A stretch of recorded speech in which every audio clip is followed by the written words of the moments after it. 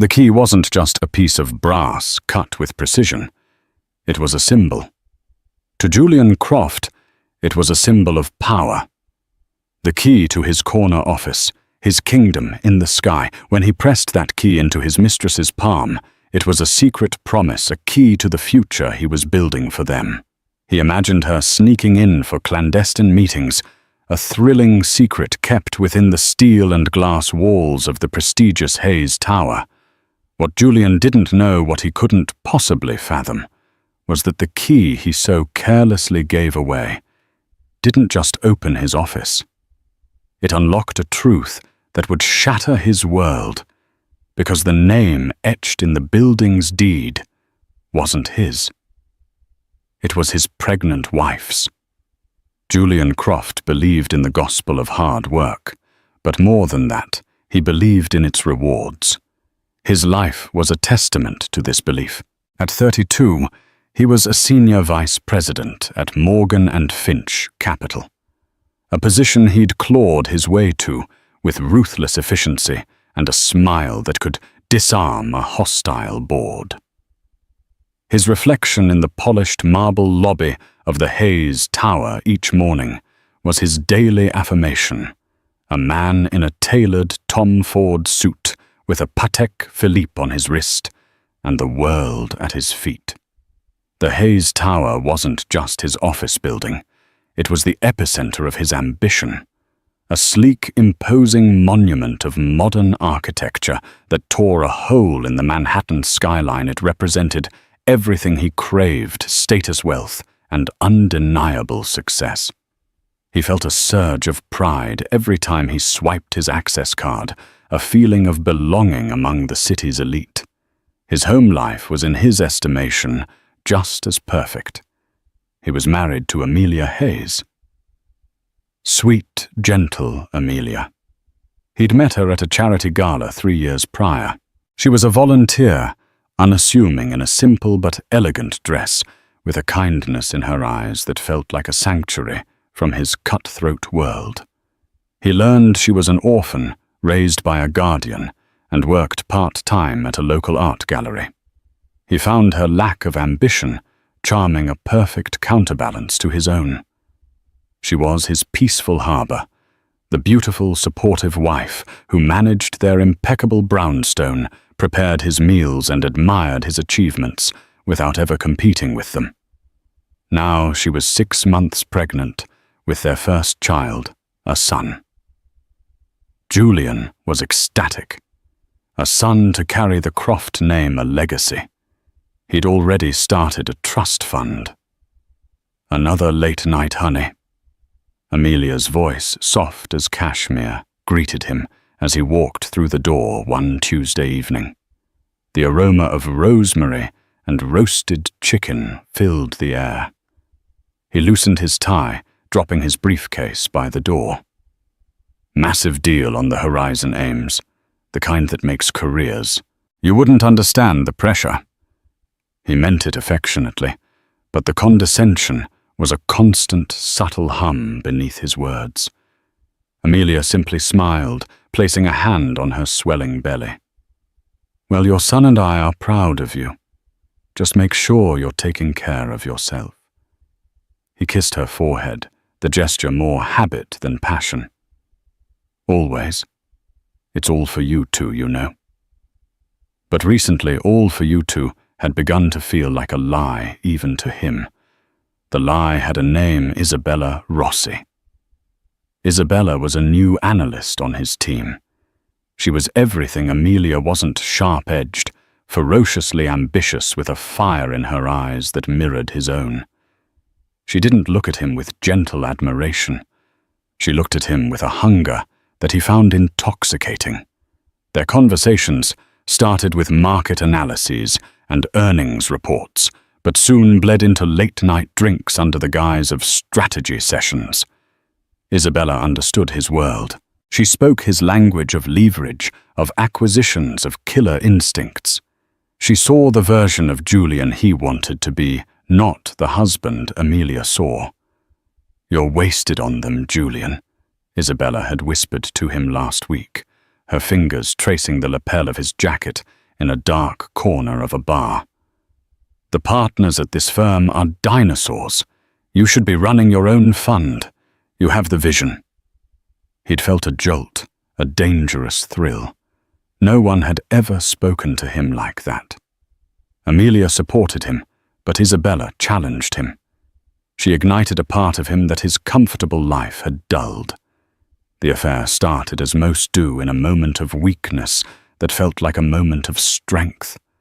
A late night at the office, a shared bottle of expensive scotch, and a heated kiss against the cold glass of his office window. The city lights sprawling beneath them like a conquered kingdom. It was thrillingly reckless. He felt alive, reborn. The guilt was a dull ache, easily silenced by the roar of his ego. An ego Isabella stroked with expert precision. He started working later, his excuses becoming more elaborate. Amelia, trusting and preoccupied with the coming baby, seemed to notice nothing. Her innocence only made the deception easier. "I wish we had more time." Isabella sighed one evening, lying beside him in the sterile, impersonal room of a luxury hotel. "I hate having to sneak around." Julian, filled with post-coital confidence, felt a surge of possessiveness. He wanted to give her something, a token of their secret world. He thought of his office, his sanctuary in the Hayes Tower. It was their place, the place their affair had begun. It felt right. "I have an idea," he said, a slow, arrogant smile spreading across his face. "Something to make things a little easier, a little more ours." The following week, the weight of the freshly cut key in Julian's pocket felt like a tangible secret. It was a standard office key, but to him it was a declaration. He ran his thumb over its serrated edge. The cold metal, a stark contrast to the warmth of his plan. He was giving Isabella access not just to a room, but to his world, his power. It was an act of supreme confidence, the ultimate gesture of a man who believed he was in complete control of his universe. He'd arranged to meet her for lunch at a chic, discreet restaurant downtown. As he waited, he rehearsed the moment in his head. He saw it as a scene from a movie, the powerful executive entrusting his stunning, brilliant mistress with a key to his inner sanctum. It was romantic in a dangerous, corporate raider sort of way. Isabella arrived a vision in a form-fitting crimson dress that turned heads. She slid into the booth opposite him, her dark eyes sparkling with a familiar mix of ambition and desire. "You've been looking pleased with yourself all morning," she said, her voice a low purr. "Did that deal finally close?" "Something like that," Julian replied, unable to contain his smile. He reached into his pocket. "I have something for you." He slid the key across the polished mahogany table. It came to a stop near her wineglass. Isabella looked down at it, then back up at him, a flicker of genuine surprise on her face. "Julian, what is this?" "It's for the office," he said, leaning forward conspiratorially. "My office. For those nights when we're working late and want some privacy, or for a weekend when no one's around, so you don't have to wait for me downstairs or sign in. You can just come up. It's our place, remember?" Isabella picked up the key, her painted nails a stark red against the brass. A slow, calculating smile spread across her lips. This was more than a key. It was a promotion. It was a sign that she was moving from a temporary thrill to a permanent fixture in his life. It was leverage. "Julian," she breathed, her voice filled with exactly the awe he'd hoped for. "Are you sure?" "What if someone sees me?" "No one will," he said dismissively. "The weekend and night crew don't care, and who would question you? You're on my team. Besides," he added, his voice dropping, "I like the risk." He was so blinded by his own arrogance, so caught up in the drama he was creating, that he failed to see the cold calculation in her eyes. He saw admiration. She saw opportunity. Meanwhile, back in their brownstone, Amelia was dealing with a different kind of detail. She was on a video call with a man named Arthur Thompson. Arthur was in his late 60s, with a kind face etched with the lines of decades of responsibility. To the world, he was the formidable CEO of the Hayes Development Group, one of the largest commercial real estate firms in the country. To Amelia, he was the man who had raised her after her parents' death, her guardian, her confidant, and the steward of her family's vast, hidden fortune. The new security protocols for the tower are fully operational. Amelia, Arthur was saying, his voice a comforting baritone through the laptop speakers. Tier 1 access is now linked directly to biometric data for all primary stakeholders, and the alert system is streamlined. Any unauthorized access attempts or after-hours overrides on executive floors will trigger an instant silent notification to my office and your personal account. Amelia sighed, shifting to get more comfortable in her chair. Is all that really necessary, Arthur? It sounds so intense. Arthur's expression softened. Your father was a careful man, Amelia. He built an empire, and he knew that empires need protecting. You own that building lock, stock, and barrel. It's the crown jewel of your portfolio. We don't take chances with it. This was the great secret of Amelia's life. She wasn't a simple gallery worker. She was Amelia Hayes, the sole heir to the Hayes fortune. The Hayes Tower, where her husband proudly worked, was her building. When she'd met Julian, she'd been so tired of men who were only interested in her wealth. She wanted someone to love her, the quiet, art-loving woman she was at her core. Julian, with his fierce ambition and his apparent blindness to her background, seemed like the perfect man. He was building his own empire, he said. She loved that about him. She loved that he thought he was the provider, the one giving her a life of luxury. It had been their private romantic truth. She planned to tell him everything, of course. After the baby was born, it would be a new beginning for them all. I know, she said, smiling faintly. Thank you, Arthur, for everything, for always looking out for me. It's my honor, he replied. Now, have you told Julian yet about everything? Amelia shook her head, a familiar pang of guilt and apprehension surfacing. Not yet. The timing doesn't feel right. He's under so much pressure at work with this new deal. After the baby comes, then we'll have a whole new life to build together. With no secrets. Arthur nodded, though a shadow of concern crossed his face. He trusted Amelia's judgment, but he'd never been entirely convinced by Julian Croft. He found the man's ambition to be a little too sharp, his charm a little too polished, but he kept his reservations to himself for Amelia's sake. That Friday evening, Julian told Amelia he had to work late to finalize the deal. This is it, Ames. The final push. Don't wait up. He kissed her goodbye, the lie slipping off his tongue with practiced ease. Amelia, ever supportive, just smiled and wished him luck, her hand resting on her belly.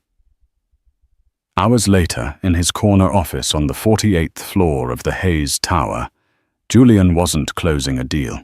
He and Isabella were celebrating a fictional victory with a bottle of champagne he'd swiped from the company fridge. To us, Isabella said, raising her glass. And to new beginnings.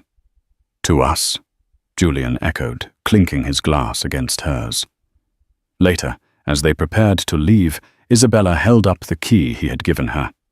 I'll let myself out. See you Monday, boss. The word boss was laced with a new intimate irony. Julian watched her go, a smug sense of satisfaction washing over him. He felt like the king of the world, standing in his castle, his beautiful mistress, holding the key. He had everything a man could want, and he was managing it all perfectly. He was completely, blissfully, and dangerously unaware that 3,000 miles away in a secure server room, the building's new security system was logging an anomaly, an executive-level office accessed after midnight using a newly minted manual key override. An override that triggered a silent red-flagged email. An email that was sent directly to Arthur Thompson. Arthur Thompson was a man of routine. Even on a Saturday morning, he was up by 5:30 a.m., sipping black coffee and reviewing overnight reports from his global portfolio on a tablet in his study. It was a habit forged over 40 years of managing the Hayes empire. He was methodical, patient, and missed nothing. As he scrolled through market summaries and construction updates, a single email in his priority inbox caught his eye. The subject line was stark and clinical. Security alert, manual key override, floor 48, the Hayes Tower. His brow furrowed. Manual overrides were a relic, a backup system that was almost never used, especially on the high-security executive floors. The new biometric system was supposed to make them obsolete. His first thought was a system glitch, a bug in the new software. He clicked open the email. Alert ID 774B1. Timestamp 02:17 a.m. Est location. The Hayes Tower floor, 48 office, 4812. Tenant Morgan and Finch, Capital. Assigned tenant. Julian Croft, SVP, Event Manual. Key override detected at primary office door. No corresponding biometric or keycard exit logged for J. Croft prior to event. Action logged. CCTV footage archived. Arthur sat back, the coffee forgotten. Office 4812. Julian Croft's office. An override at 2:17 a.m. It could be innocent. Julian could have forgotten his access card and had a spare key. But the system was designed to flag such inconsistencies. It was the lack of a corresponding exit log for Julian himself that was peculiar. It implied someone else had used a key, while the system still thought Julian was inside, or that Julian had left without swiping out and someone else had entered. It was messy. With a few taps, Arthur pulled up the secure CCTV portal. He navigated to the hallway cameras for the 48th floor timestamp 02:15 a.m. The footage was crisp high definition. He watched as Julian and a woman, a striking brunette in a red dress, exited the office together, laughing. Arthur's jaw tightened. He fast-forwarded. He saw them part ways at the elevator bank. He then rewound to the specific time of the alert. At precisely 02:17 a.m., the footage from the camera aimed directly at Julian's office door showed the woman Isabella Rossi returning alone. She looked both ways down the empty, silent corridor, then produced a key. She inserted it into the lock, opened the door, and slipped back inside Julian's office for a few moments, likely to retrieve a forgotten item before it exiting again and leaving for good. It wasn't the act itself that was damning. It was the key.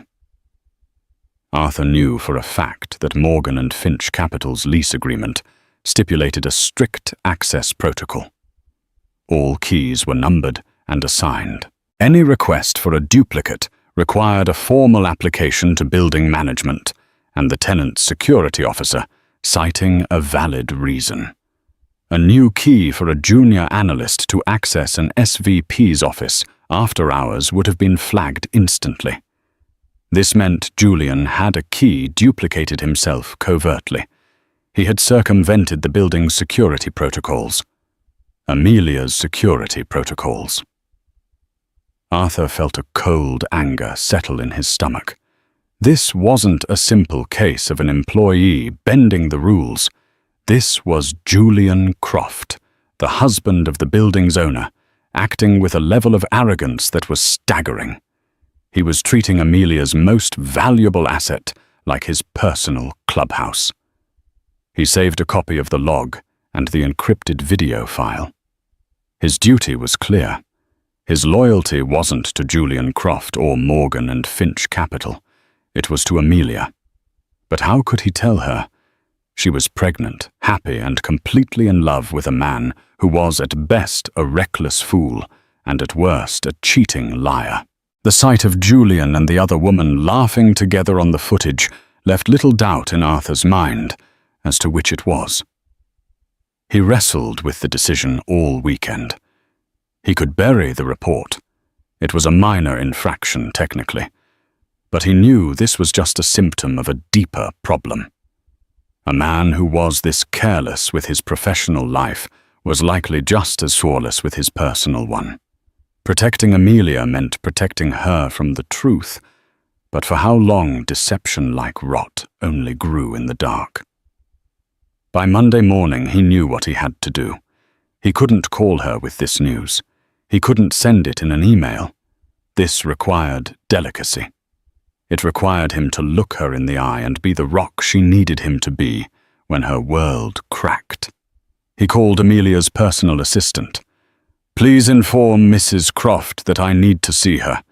It's a matter of some urgency regarding the family portfolio. I'll come to the house this afternoon." When Amelia received the message, she felt a flutter of anxiety. Arthur never made house calls unless it was serious. She immediately thought of a problem with one of their international properties, a market crash or a legal dispute. Her mind raced through a dozen business-related catastrophes. Not once did she consider that the catastrophe was already living in her home, sleeping in her bed. At 3:00 p.m., Arthur arrived. Amelia greeted him at the door, her hand on her belly. "Arthur, you look so serious. What's happened?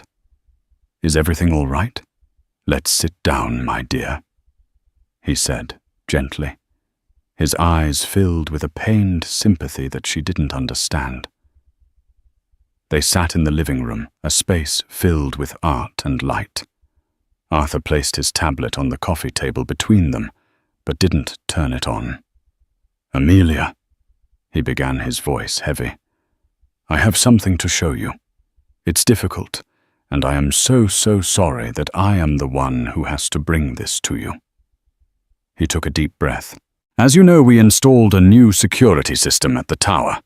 It flags any and all irregularities. On Saturday morning, we received an alert." He recounted the events clinically, the manual key override, the late-hour office 48-1 Amelia listened, confused. Julian's office. Did he lose his key card? He can be so forgetful sometimes. Arthur's face was grim. It's more complicated than that. The system also captures CCTV footage. He turned the tablet towards her and pressed play. He didn't show her the footage of Julian and Isabella leaving together. He started with the digital ghost, the image of the empty, silent hallway, then the door to her husband's office opening, and Isabella Rossi, a woman Amelia had never seen before, stepping out a purse slung over her shoulder, a look of smug satisfaction on her face as she walked away. He then played the clip from earlier, the one showing her using a physical key to enter. Amelia stared at the screen, her mind struggling to process the image. Who is that? Why does she have a key to Julian's office? Arthur's silence was the only answer she needed. The pieces began to click into place, each one a shard of ice in her heart.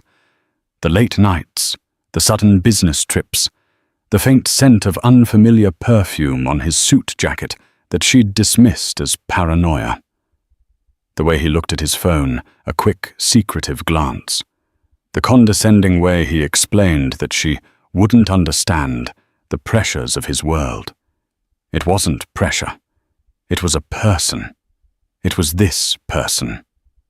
She looked from the tablet to Arthur, her eyes wide with a dawning, shattering horror. The blood drained from her face. She felt the weight of her unborn child, a child conceived in love, and now caught in a web of deceit. The name on the building, her greatest secret, felt like a cruel joke. He had given another woman the key to a building he didn't even know his own wife owned. The sheer breathtaking arrogance of it was as painful as the betrayal itself. "Amelia," Arthur said softly, his voice full of concern. She didn't cry. Not yet. A cold, terrifying calm washed over her. The hurt was a deep physical chasm opening inside her. But on the surface, the gentle, trusting Amelia Hayes was being replaced by something else. Something harder. Something forged in the fire of her father's legacy. She was a Hayes, and no one, not even her husband, would make a fool of her in her own empire. She looked at Arthur, her gaze steady and clear. "Show me everything," she said, her voice devoid of its usual softness, replaced by the chilling quiet of steel. "Every log, every second of footage. I want to see it all." For the next hour, Amelia sat in silence as Arthur walked her through the digital trail of her husband's betrayal.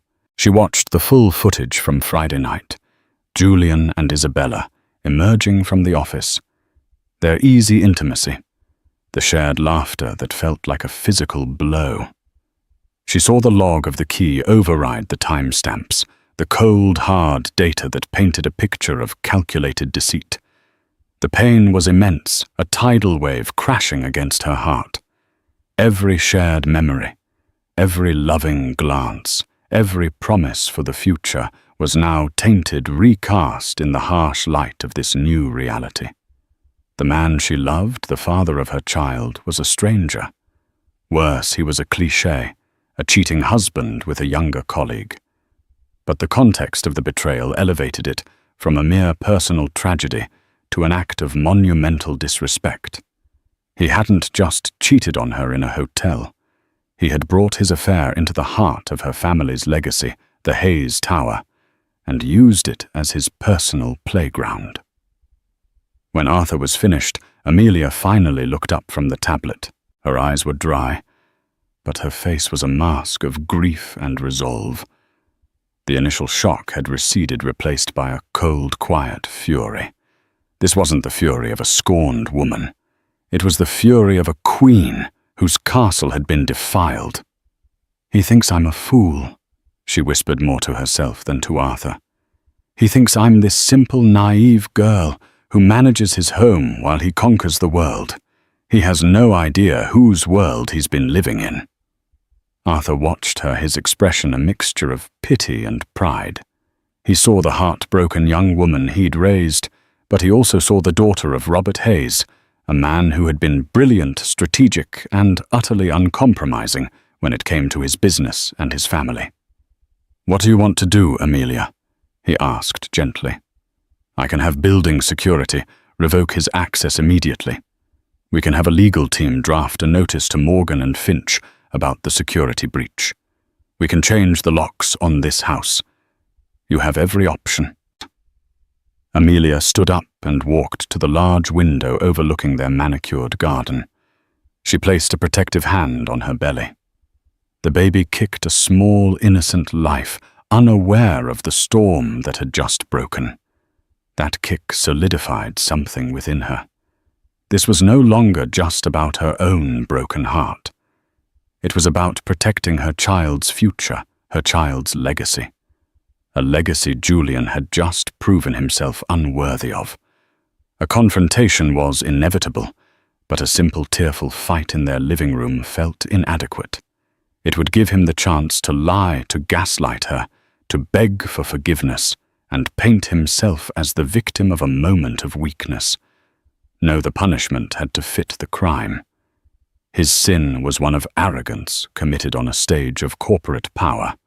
His downfall would have to be just as public, just as corporate. He needed to understand the true scale of his mistake, the sheer magnitude of the world he had failed to see. She turned back to Arthur, her eyes glinting with a strategic fire he hadn't seen since her father was alive. "No," she said, her voice firm. "We do nothing. Not yet. I don't want him to know that we know. Let him continue to believe he's in control. Let him feel secure in his lies." Arthur raised an eyebrow. "What are you planning, Amelia? He's been boasting about a big deal, something that's supposed to make his career," she said, a bitter irony in her voice. "He works for Morgan and Finch, but who is the other party in this deal?" "Let me check," Arthur said, already tapping on his tablet. He had access to financial networks and intel that rivaled intelligence agencies. A few moments later, he had the answer. "They're trying to broker a massive real estate acquisition, a portfolio of commercial properties from a European firm looking to divest its North American assets. The deal is being fronted by a private equity group, Blackwood Holdings." "Blackwood Holdings," Amelia repeated. "And this deal, is it going to happen in the Hayes Tower?" "It seems so," Arthur confirmed. "The final negotiations are scheduled for next Wednesday, in the main boardroom on the 50th floor, from what my sources say." A plan began to form in Amelia's mind, cold and precise. It was an architect's plan, designing not a building, but a man's complete and total deconstruction. "Arthur," she said, her voice dropping to a near whisper. "I own Blackwood Holdings, don't I? Through a subsidiary in Switzerland?" Arthur looked at her, and a slow smile of understanding spread across his face. "Yes, you do. It's one of your most discreet assets. No one connects it back to Hayes Development." "Good," Amelia said. "Then we are going to let Julian walk into that meeting. We're going to let him prepare his pitch and feel like he's on top of the world. He's going to walk into that boardroom next Wednesday, expecting to meet the anonymous executives of Blackwood Holdings." She paused, taking a deep breath. "And who he's going to find is us." The strategy was audacious, ruthless even, but Amelia felt a strange sense of clarity. Julian had created a fantasy world where he was the king. She would simply force him to see the reality that he was a tenant in her castle, a castle he was about to be evicted from in the most humiliating way imaginable. "There's more," she said. "I want to know everything about this woman, Isabella Rossi. Her employment history, her performance, reviews her role in this deal. I want to know if this is just an affair or if it's corporate espionage. Is she using him for information? Is she a risk to the company? To my building's tenants? I'll have a full dossier on your desk by morning," Arthur promised, his voice filled with admiration for the woman she was becoming in this crucible of pain. For the next week, Amelia played the part of the devoted, expectant wife. It was the most difficult performance of her life. She smiled when Julian boasted about the final details of his deal. She packed him healthy lunches, she asked about his day, and listened to his casual lies with a placid expression that betrayed none of the turmoil within. Each lie he told, each moment of feigned affection, was another nail in the coffin he was building for himself. Julian, consumed by his own ego and the thrill of his affair, noticed nothing. He saw Amelia's quiet support as his due her pregnancy, as a testament to the perfect life he had built. He was more confident than ever on the cusp of the biggest achievement of his career. He felt invincible. On the Tuesday night before the big meeting, he came home late, buzzing with energy. "Tomorrow is the day, Ames," he announced, kissing her cheek. After tomorrow, everything changes. I'll finally get the recognition I deserve. Maybe even a full partnership." Amelia forced a smile, her heart a block of ice. "I'm so proud of you, Julian," she said, her voice even. "You deserve all the success in the world." He beamed, completely oblivious to the double meaning in her words. "I know," he said. "It's about time everyone else did too." He went to sleep that night, dreaming of victory and applause. Amelia lay awake beside him, her hand on her belly, thinking of the cold, quiet boardroom on the 50th floor and the justice that was waiting for him there. Wednesday morning dawned bright and clear, the kind of sharp, sunny day that made the glass skin of the Hayes Tower glitter like a shard of diamond.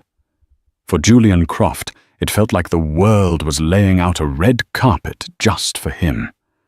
He chose his most expensive suit, a navy brioni, and the tie Amelia had given him for his last birthday, a silk zegna. It was his power uniform. As he knotted the tie, he caught his reflection in the mirror. He saw a titan of industry, a man on the precipice of greatness. "Wish me luck," he said to Amelia, giving her a quick, distracted kiss. He barely noticed the stillness in her eyes, the almost imperceptible lack of warmth in her touch. His mind was already on the 50th floor. "You won't need it," she replied, her voice eerily calm. "I have a feeling you're going to get exactly what's coming to you." He laughed, taking it as a vote of confidence. "That's the spirit I'll call you the second it's over. We'll celebrate tonight. The best restaurant in town. Nothing but the best for my family." He left without a backward glance. Amelia stood motionless in the hallway for a full minute after the door clicked shut. Then she walked calmly to her own car, a discreet but powerful sedan he never paid much attention to, and drove towards the city. She had her own meeting to attend. Julian arrived at the Hayes Tower, feeling like its conquering hero. He strode through the lobby, giving a curt nod to the security guards. He took the express elevator directly to the 50th floor home, to the building's most luxurious and exclusive boardrooms, reserved for tenants of unparalleled importance. His team was already there, buzzing with nervous energy, everyone except Isabella. She was to join them in the presentation, a reward for her hard work. "Where's Rossi?" Julian asked David Chen, his second in command. "Said she was grabbing something and would meet us in the room," David replied, shuffling through his presentation notes. "You ready for this, Julian? The guys from Blackwood are supposed to be legends, utter sharks." "Let them be sharks," Julian said with a dismissive wave of his hand. "We're about to give them a deal they can't refuse. I've got this." At precisely 10:30 a.m., a secretary from building management informed them that the Blackwood Holdings representatives were ready. Julian straightened his tie, shot his cuffs, and led his team towards the main boardroom. The door was a towering slab of dark mahogany. He felt a surge of adrenaline. This was it, the moment that would define his career. He pushed the door open and stepped inside, and stopped dead. The room was vast, with a 30-foot-long table made of a single piece of polished granite. Floor-to-ceiling windows offered a breathtaking panoramic view of Manhattan. But Julian didn't see the view. He saw the people at the table. At the head of the table sat Arthur Thompson, his face impassive and cold as stone. To his right sat two grim-faced lawyers, Julian recognized as being from one of the most feared corporate law firms in the city. And to Arthur's left, sitting with a posture of perfect regal calm, was his wife Amelia. She wasn't the soft, unassuming Amelia he had left at home that morning. She was wearing a bespoke maternity business dress in a deep navy blue that mirrored his own suit, her hair styled immaculately. Her expression was one he had never seen before, calm, powerful, and utterly devoid of affection. She looked at him not as a husband, but as a stranger she was about to dismiss. Julian's mind reeled in confusion.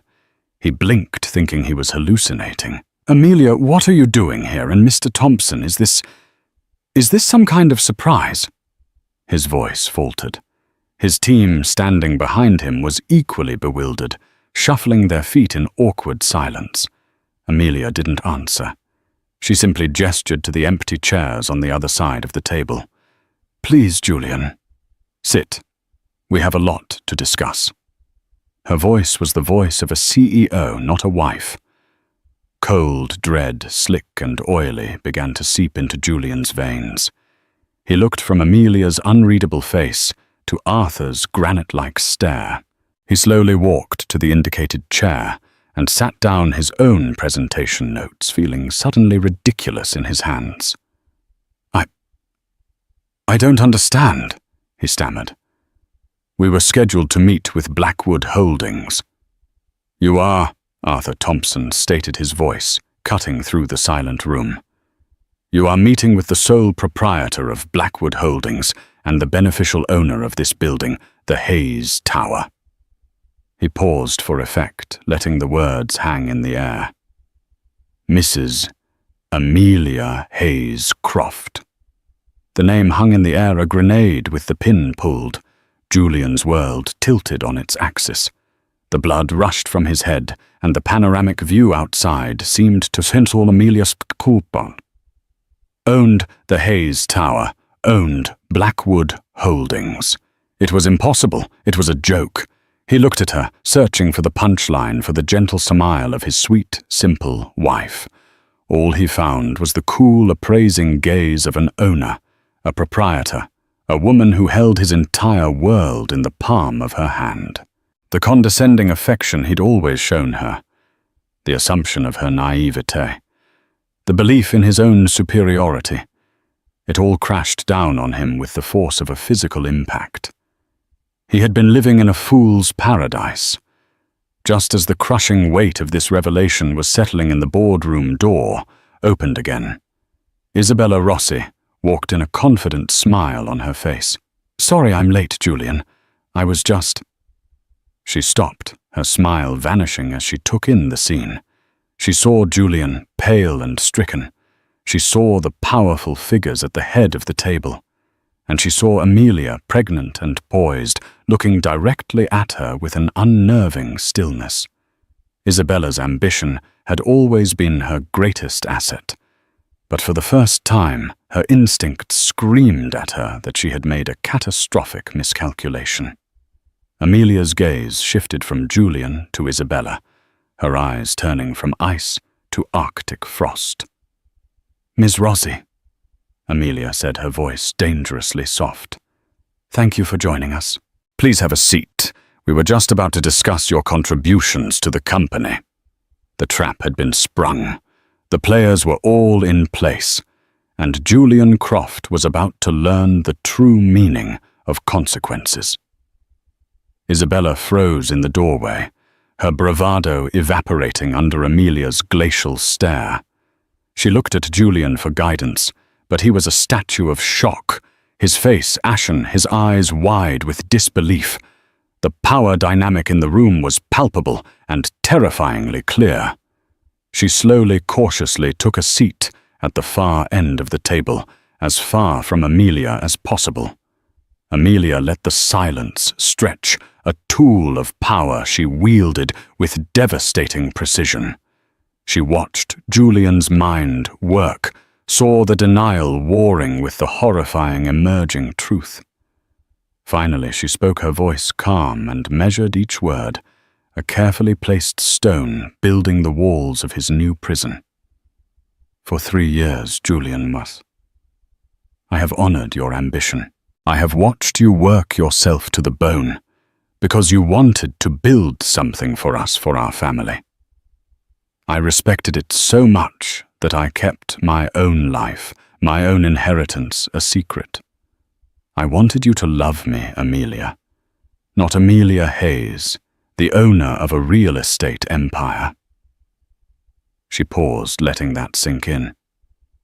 I wanted to believe you were the man I fell in love with. A man of integrity. A man of honor. She gestured to Arthur. But it seems I was mistaken. Arthur Thompson slid a sleek silver tablet to the center of the table and tapped the screen. A high-definition video began to play on the large monitor mounted on the wall.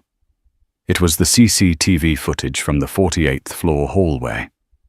Julian and Isabella exiting his office after hours, their body language intimate and undeniable. Julian flinched as if he'd been struck. His team members shifted uncomfortably, their eyes darting between the screen and their now disgraced boss. This was Friday night, Arthur stated, his voice devoid of emotion. Or rather, Saturday morning at 2:05 a.m. Well, after any professional obligation had concluded. He swiped the screen. A new video played. It was Isabella returning alone, using the key Julian had given her to re-enter his office. And this, Arthur continued, is the security breach, an unauthorized key created without protocol used to access a secure executive office. A key we discovered you had duplicated at a hardware store on 6th Avenue last Tuesday, paid for in cash. The level of detail was staggering. Julian felt a wave of nausea. They knew everything.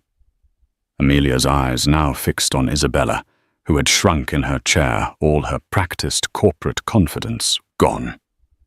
Ms. Rossi, my team completed a full review of your work history and digital footprint last weekend. It was illuminating. It showed a pattern of forming close relationships with male superiors, followed by rapid, often undeserved promotions. But this time, you overplayed your hand. One of the lawyers spoke for the first time, his voice a dry rustle of paper.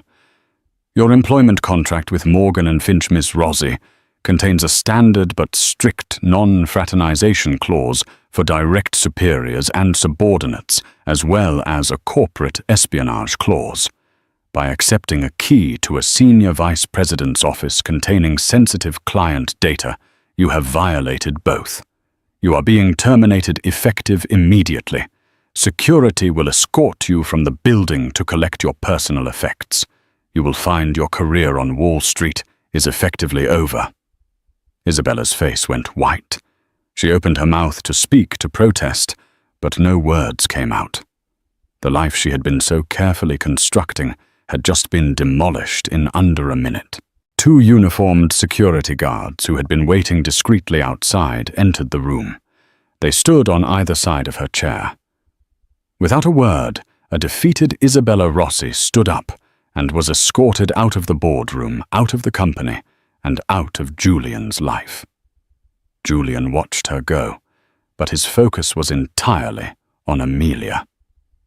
The affair felt like a distant, stupid mistake now. The real cataclysm was the woman sitting across from him. A woman he thought he knew, who was now a complete and terrifying stranger. Amelia, please. He finally choked out the words, tasting like ash. I can explain. It was a mistake. A terrible, meaningless mistake. It meant nothing. I love you. Amelia let out a short, sharp sound that was devoid of humor. Love, don't you dare use that word in this room. You didn't just have an affair, Julian. You disrespected me in the most profound way possible. You used my home, my legacy as the backdrop for your sordid little drama. You patronized me. You lied to me every single day. You looked at me and our unborn child and saw nothing but a pretty simple accessory to the life you thought you were building. She leaned forward, her eyes blazing with a righteous fire. Let me be clear about the life you were living. The down payment on our brownstone, it came from a trust I control. The amazing investment opportunities your friends gave you early in your career. Those were opportunities my associates discreetly pushed your way to give you a hand up. Your membership at the country club. My father's name is on the founder's plaque.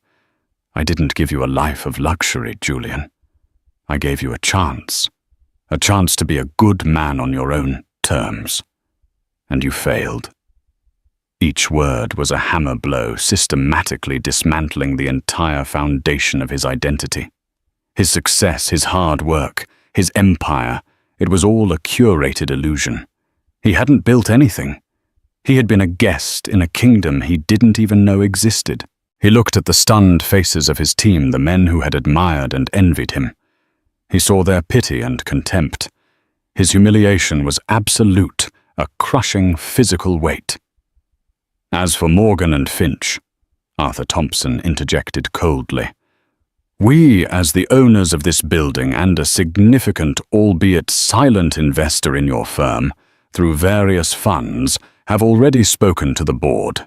Your flagrant breach of security protocols, your disregard for company policy, and the potential liability you've created are untenable. Your position has been terminated. It was over. In the space of 10 minutes, he had lost his job, his career, his mistress, and his dignity. All that was left was his wife. He looked at Amelia, his eyes pleading, desperate. Ames, our baby, our son. Please. Don't do this to us. I can fix this. We can fix this. Amelia stood up, her pregnancy making the movement slow and deliberate. She looked down at him not with hatred, but with a profound and sorrowful finality. There is no us to fix, Julian. There is only you and the consequences of your choices. And there is me and the responsibility I have to protect my son from a father who has proven he understands nothing of loyalty, honor, or respect. She walked towards the door, pausing beside his chair. The lawyers will be in touch regarding the divorce. I expect you to be out of my house by the end of the day. Your belongings will be packed and sent to a storage unit. She didn't look back. Arthur Thompson and the lawyers followed her, leaving Julian alone in the vast, silent boardroom with the ruins of his life scattered around him. He stared at his own reflection in the polished granite table, but he didn't recognize the man staring back. 6 months later, the autumn chill had given way to the biting cold of a New York winter. Snow dusted the sills of the panoramic windows in the corner office on the 50th floor of the Hayes Tower. It was no longer a boardroom, but had been renovated into a magnificent, light-filled executive suite. The new CEO of Hayes Development Group, Amelia Hayes, stood looking out at the city skyline, her city. In her arms, she held her 2-month-old son, Noah Hayes. She had given him her name, the name of his true legacy. The woman who looked out at the city was not the same one from a year ago. The soft edges had been honed by grief and responsibility into a quiet, formidable strength. She had embraced her identity, not as a burden to be hidden, but as a duty to be honored. She moved with a confidence that came from surviving the worst kind of betrayal and discovering that she was more than enough on her own. The pain was still there, a faint scar on her heart, but it no longer defined her. Noah did. Her work did. Her future did. Arthur Thompson entered the office, his usual stern expression softened by the sight of Amelia and her son. The final quarter projections are in, he said gently. We're up 12%. Your strategy for the Blackwood portfolio is already paying dividends. Good, Amelia replied, her voice calm and assured. What about the Morgan and Finch tenancy? Their lease is up for renewal in 8 months, Arthur said. They are, shall we say, very eager to remain in our good graces. They promoted David Chen to senior vice president. He's competent. Amelia nodded. Ensure the new lease reflects current market rates. No special treatment. There was no malice in her voice, only the dispassionate clarity of a good business owner. Her life had found a new, powerful rhythm. It was a life of board meetings and bedtime stories of market analysis and baby laughter. She was proving to be a natural leader, possessing her father's strategic mind, but with a compassion and modern perspective that was all her own. Across town, in a small, nondescript apartment in Queens, Julian Croft was trying to piece together a life. The word had spread quickly through the tight-knit world of New York finance. He was radioactive. No major firm would touch him. The story of his public humiliation in the Hayes Tower had become a cautionary tale whispered over expensive lunches. He had eventually found a low-level analyst job at a small, struggling firm in New Jersey, the kind of place he would have sneered at a year ago. His tailored suits were replaced by off-the-rack substitutes. The Patek Philippe was long gone, sold to cover legal fees and rent. He took the subway to work every day, just another face in the anonymous crowd. The loss of wealth and status was crushing, but what haunted him most was the loss of his family. He had received a single formal photograph of his son, Noah, from Amelia's lawyers. He kept it on his nightstand. The baby had his eyes. The pain of that knowledge was a constant, dull ache. He had lost the right to be a father before he even had a chance to be one. He finally understood what he had thrown away. It wasn't just the money or the lifestyle. It was Amelia. Her quiet strength, her unwavering belief in him, her love that he had been too arrogant and too stupid to see for what it was, a gift, not a given. He had been handed a kingdom, and in his blindness had chosen to play games in the stables with a court jester. The key he so smugly gave to Isabella wasn't a key to power. It was the key that had unlocked his own self-destruction. One evening as he rode the train home, he looked out the window at the Manhattan skyline. In the distance, the Hayes Tower stood tall and defiant, its lights glittering against the twilight sky. He imagined Amelia up there in her rightful place, looking out over the world with their son in her arms. She was at the top where she belonged, and he was down here in the darkness, looking up at everything he had lost. It wasn't a punishment. It was, he finally realized, simply the natural order of things reasserting itself. The story of Julian and Amelia is a powerful and raw reminder of the nature of consequences. It shows us that true strength isn't about the power you project, but the integrity you possess. Julian's arrogance and deceit built a house of cards that was destined to collapse, while Amelia, in the face of devastating betrayal, found a deeper strength she never knew she had. She didn't just reclaim her power. She defined it on her own terms for herself and for her child. Their story teaches us that secrets can be corrosive, and the truth, no matter how painful, is always the foundation for a new beginning. If this story resonated with you, and if you believe in the power of storytelling to reveal the complexities of life, please consider giving this video a like and sharing it with someone who might appreciate it. And don't forget to subscribe to our channel and hit the notification bell. We bring you compelling real-life dramas every week that explore the choices that make us and break us. Thank you for listening.